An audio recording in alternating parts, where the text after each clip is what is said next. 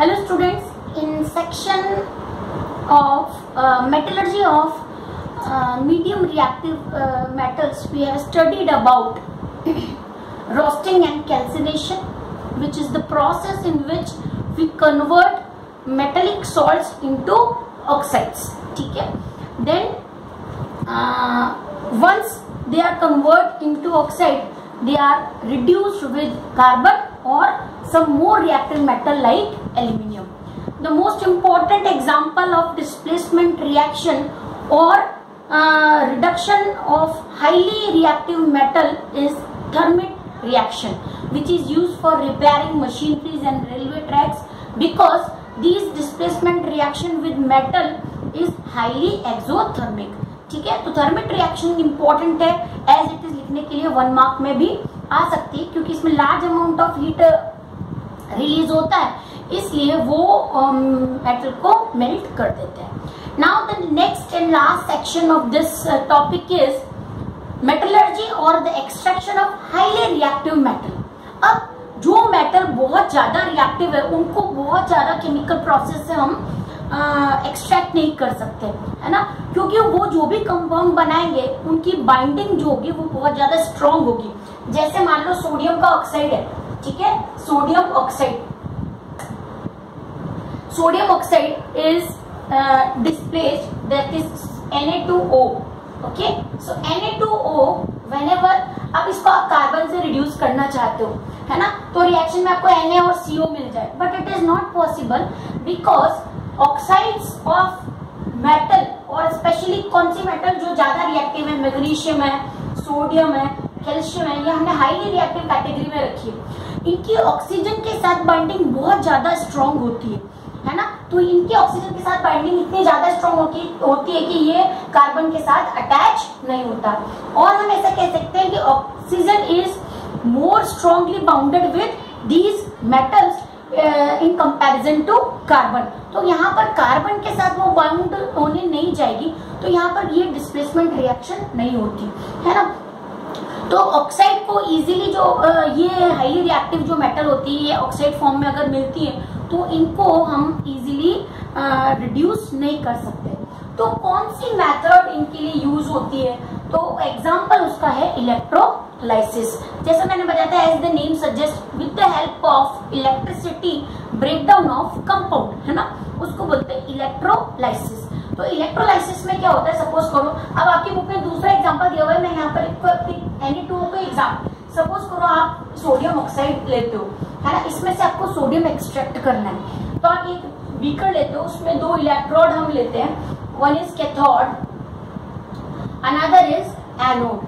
ठीक है, cathode means minus और एनोड मीन्स प्लस, है ना. यहाँ पर हम इलेक्ट्रोलाइटिक कोई भी सॉल्यूशन ले लेते हैं. इलेक्ट्रोलाइटिक सॉल्यूशन मतलब हम Na2O का ही सॉल्यूशन लेंगे, है ना, उसको लिक्विड फॉर्म में लेंगे या मोल्टन फॉर्म में लेंगे. ओके, तो क्या होगा, आप बुक का एग्जांपल नहीं है, ये मैं आपको एक्सप्लेन कर रही हूँ. ये डिवाइड हो जाएंगे, जैसे इलेक्ट्रिसिटी पास की आपने, यहाँ पर आप वोल्टेज बैटरी लगा दो और इलेक्ट्रिसिटी आपने पास की, तो ये डिवाइड हो जाएंगे Na प्लस और O माइनस में, यानी सोडियम और ऑक्सीजन में. ठीक है, तो सोडियम के ऊपर प्लस चार्ज है, तो वो किसकी तरफ अट्रैक्ट होगा, कैथोड की तरफ. तो ये जो कैथोड इलेक्ट्रोड है, यहाँ पर आपको सोडियम मिलेगा, और O के ऊपर माइनस चार्ज है, तो वो कहाँ पर मिलेगी आपको, एनोड की तरफ. क्योंकि ये गैसेस फॉर्म में है, इसलिए आपको यहाँ पर एक बीकर लगाना पड़ेगा जिसमें आप ऑक्सीजन गैस कलेक्ट कर सकते हो. ठीक है, so in this way of by the method of electrolysis we can obtain this reactive metal on cathode, है ना.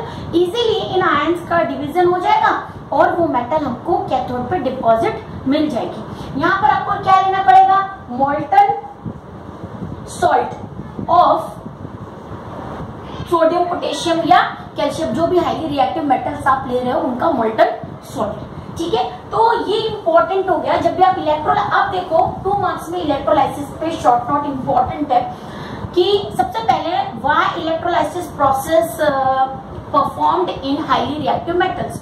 सो the reason is because oxide, these metal oxides are very stable compound and oxygen do not easily removed from the these reactive metal side, है ना. जैसे इसमें लिखा हुआ है the metal high up in the reactivity series are very reactive, they can not be obtain there from their compound by heating with carbon. Why? ये सिर्फ carbon के साथ हीट करने से अपने सॉल्ट से रिमूव नहीं होगी, है ना। Why? Because carbon can not reduce the oxides of sodium, magnesium and calcium because they have these metal, है ना, these metal have more affinity for oxygen than carbon। यानी वो जो मेटल्स है वो अपना ऑक्सीजन छोड़ेंगी नहीं, मतलब कार्बन जो है वो ऑक्सीजन से रिलीज अटैच ही नहीं होगा, तो डिस्प्लेसमेंट रिएक्शन कैसे होंगी, ठीक है। सो affinity for oxygen, then these metals are obtained by electrolytic reduction। अब इसको रिडक्शन क्यों कहा है? रिडक्शन मीन्स होता है ऑक्सीजन का रिमूवल, है ना। तो आप अल्टीमेटली क्या कर रहे हो, इसमें से ऑक्सीजन रिमूव कर रहे हो। जैसे Na2O है, सोडियम के ऑक्साइड लो, कैल्शियम के ऑक्साइड लो, मैग्नीशियम के ऑक्साइड लो, तो ऑक्सीजन को रिमूव कर रहे हो, इसलिए इलेक्ट्रोलाइटिक रिडक्शन। लेकिन अगर उसमें ऑक्सीजन नहीं है, जैसे इसका एग्जांपल दिया हुआ है NaCl का, उसमें ऑक्सीजन नहीं है, तो आप उसको क्या बोलोगे? इलेक्ट्रोलाइसिस, ठीक है। सो these metals are obtained by for example sodium, magnesium and calcium are obtained by electrolysis of their molten chlorides। molten chlorides का मतलब जैसे NaCl का एग्जांपल बुक में दिया हुआ है, तो NaCl का हम एग्जांपल लेते हैं, इसको हम molten स्टेट में ले लेते हैं। यहाँ पर आपने लिख दिया NaCl molten फॉर्म, या मेल्ट, molten मीन्स मेल्ट किया हुआ NaCl है या उसका सॉल्यूशन फॉर्म है। और यहाँ पर आपने लिए दो इलेक्ट्रोड्स लिए, एक है कैथोड विच इज माइनस और अनदर इज एनोड, ठीक है। और यहाँ पर आपने एक बैटरी से कनेक्ट इसको की है, so electric circuit will complete. Now whenever you pass electricity what will happen, this NaCl will divide into Na+ and Cl-। अब Na+ है क्योंकि पॉजिटिव चार्ज है, इसलिए वो कहां पर मिलेगा? आपको कैथोड पे मिलेगा। तो यहाँ पर आप Na+, ठीक है। और क्लोरीन क्योंकि माइनस है, वो आपको कहाँ मिलेगा? क्लोरीन माइनस, एनोड पे मिलेगा। अब ये आयन फॉर्म में तो नहीं मिलेंगे, है ना, हमको इनको ऑब्टेन करना है न्यूट्रल फॉर्म में। तो कौन सी रिएक्शन, मतलब एक इलेक्ट्रॉनिक रिएक्शन वहां पर होती है जो यहाँ पर दी हुई है, वो हमको स्टडी करनी है आफ्टर दिस डायग्राम, ठीक है। तो जैसे रिफाइनिंग में नीचे डायग्राम बनाया, वैसे आप इलेक्ट्रोलाइसिस में भी ऐसा डायग्राम ड्रॉ कर सकते हो। और इसमें यह आपको देखना है कि जो मेटल है, कि कई बार जैसे MCQ में शॉर्ट क्वेश्चन ये 1 मार्क का होता है कि मेटल जो है वो आपको कौन से इलेक्ट्रोड पे मिलेगी, तो answer is on cathode, because metals are electropositive, उनके पास जो चार्ज है वो पॉजिटिव है, इसलिए वो कैथोड पे मिलेंगे। अब यहाँ पर देखो सोडियम है जो प्लस चार्ज है उसके ऊपर, ठीक है। अब इसका प्लस चार्ज हटाने के लिए, प्लस कब आया होगा? जब इसने इलेक्ट्रॉन लूज किया होगा।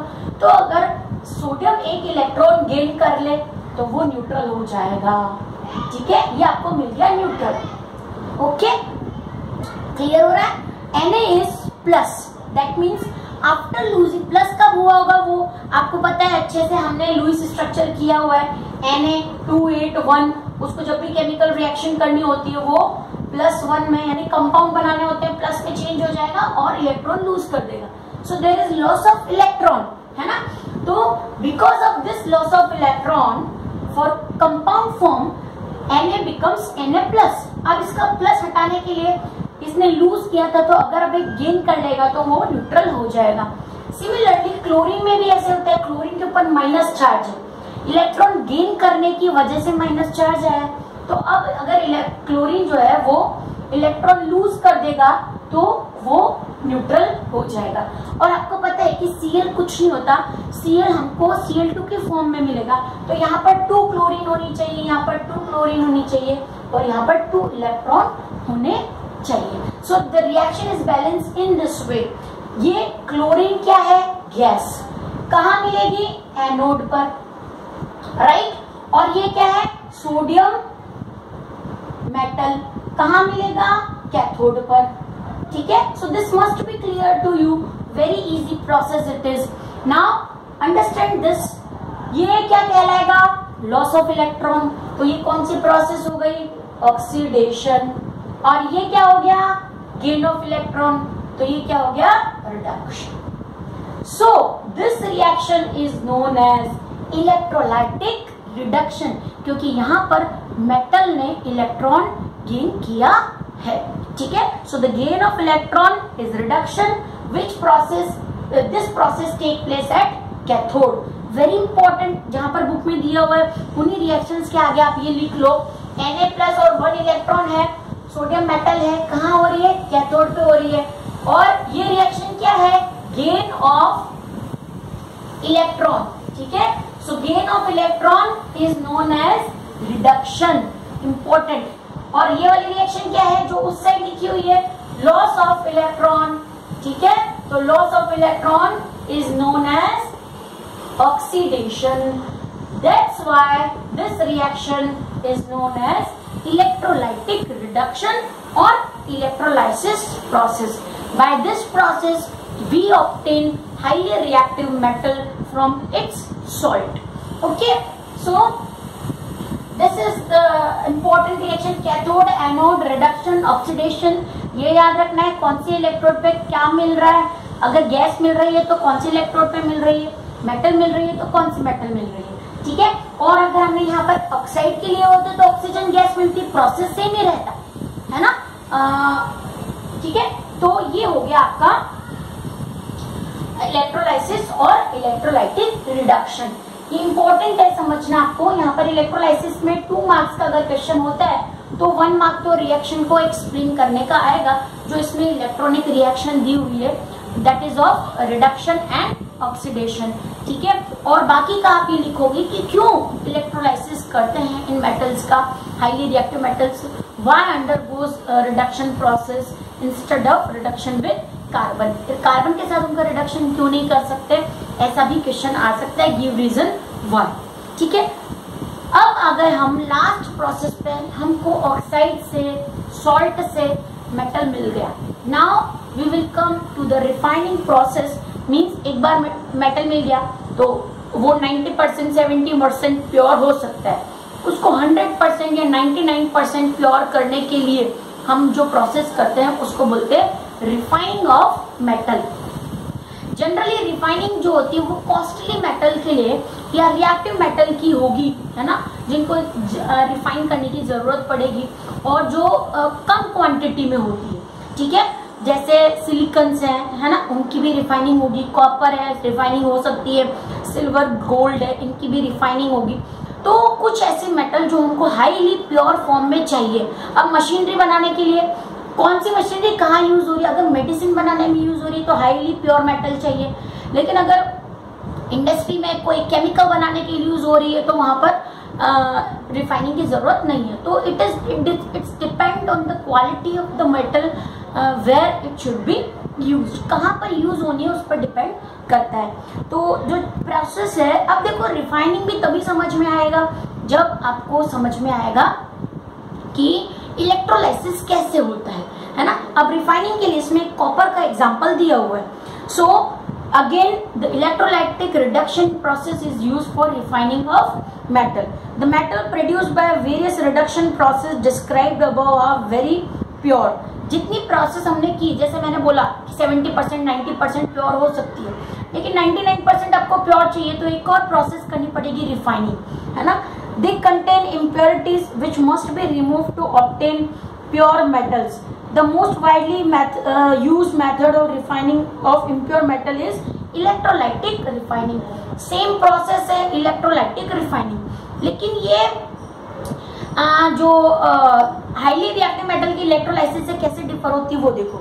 इसमें कॉपर का रिफाइनिंग समझाया हुआ है, जिसमें आपको कॉपर का ही सोल्यूशन लेना है, ठीक है। आपको वो सोल्यूशन लेना है, जैसे कॉपर रिफाइनिंग करनी तो कॉपर सल्फेट आपको इसमें लेनी है, और प्योर मेटल का एनोड बनेगा, इम्प्योर मेटल का कैथोड बनेगा, ठीक है। तो हम ये one by many metal such as copper, पहले देखो रिफाइनिंग किन किन की ज्यादा इंपॉर्टेंट होती है, copper, zinc, tin, nickel, silver and gold, है ना, बहुत इंपॉर्टेंट है, इनकी रिफाइनिंग होती है।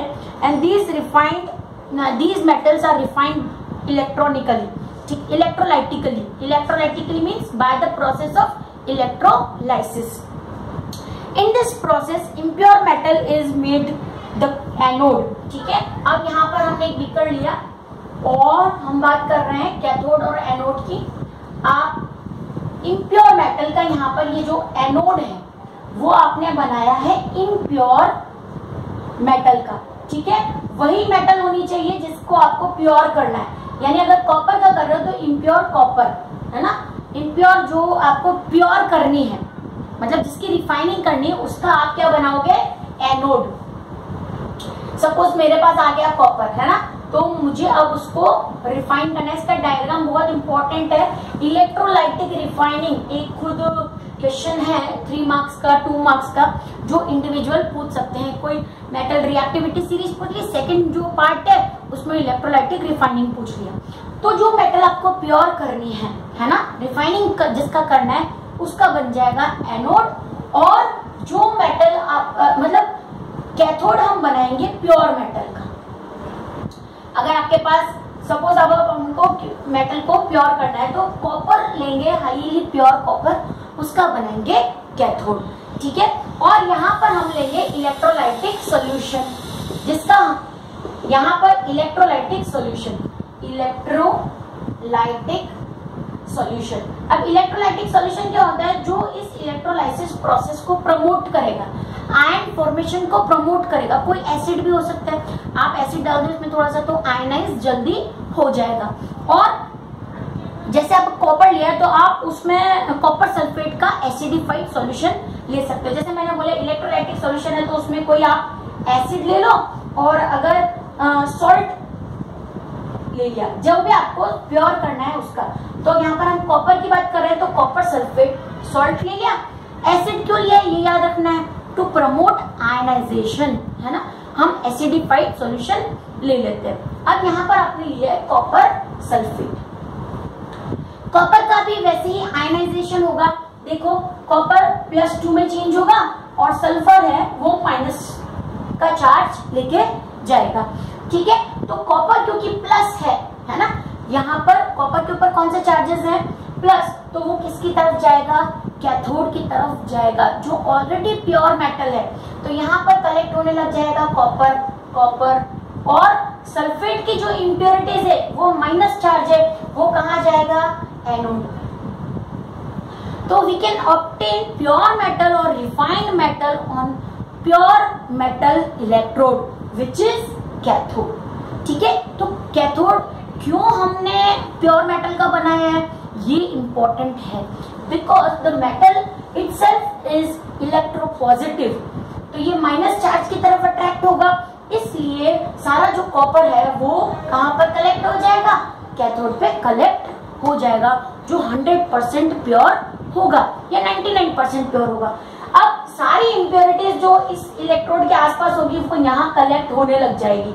इस तरह से डायग्राम में भी बनाया हुआ है, कुछ कलेक्शन जो होगा वो एनोड की तरफ होगा, और ये वेस्ट है इसलिए इसको बोलते हैं एनोडिक मड।